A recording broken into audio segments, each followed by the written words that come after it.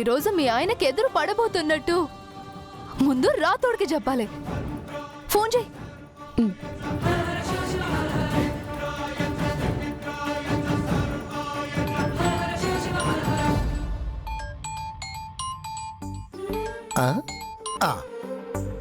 Good morning miss అమ్మా. నీకు శివరాత్రి పండగ శుభాకాంక్షలు.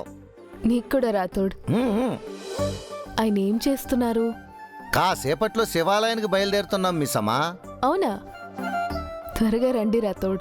అలాగే మిస్ అమ్మా. ఏంటి మిస్ అమ్మా అన్నావు? త్వరగా రండి అనే అంటే మీరు ఆల్రెడీ శివాలయంలో ఉన్నారా? అవును రాతోడ్, మీకోసం ఎదురు చూస్తున్నాను. ఈరోజు నేను ఆయనకు కనిపించబోతున్నాను.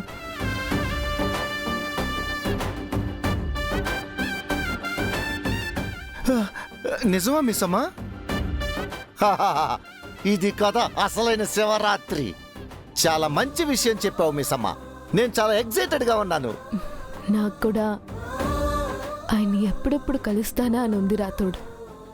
చాలా మంచి రోజు కలుస్తున్నారు మిస్ అమ్మా. ఇక మీకు మీకు తిరిగే లేదు. అంతేకాదు రాతోడ్, ఈ రోజు నుంచి ఆ మనోహరి అంతు చూడబోతున్నాను. ఆ తాటకి తాట తీయబోతున్నాను. ఇది ఇంకా సూపర్ మిస్ అమ్మా.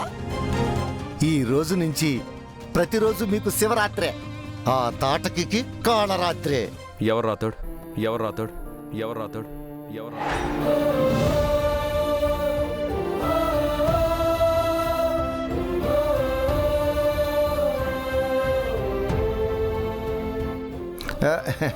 ఎవరు అంటే ఏం చెప్పవేంటి రాతోడు?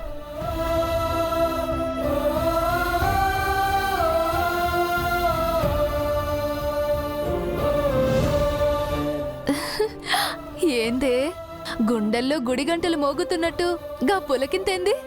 ఫోన్లో మీ ఆయన గొంతా?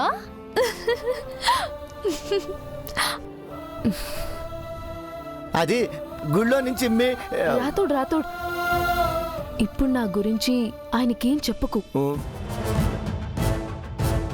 సార్, పంతులు గారు సార్, మనం అభిషేకం చేయించాలని చెప్పాం కదా, ఏ టైంకి వస్తున్నారు అని అడుగుతున్నారు. బయలుదేరుతున్నావు అని చెప్పు. విన్నారు కదండి? వినిపించింది రాతోడు. ఆయన కోసం ఎదురు చూస్తూ ఉంటాను. అలాగేనండి. పిల్లలో త్వరగా కారెక్కండి, వెళ్దాం. ఏంటి రాతోడు అంత ఎక్సైటెడ్ గా ఉన్నావు? గుడికి వెళ్తున్నాం కదమ్మా.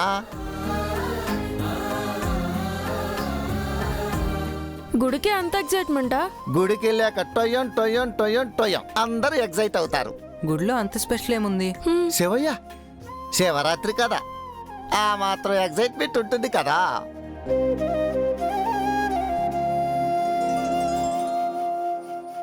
నిజంగా నాకు కూడా ఏదో ఎక్సైటింగ్ గా ఉంది రాథోడ్. అదేంటో గుడికెళ్ళాక నీకు కూడా తెలుస్తుందిలే అంజు పాప.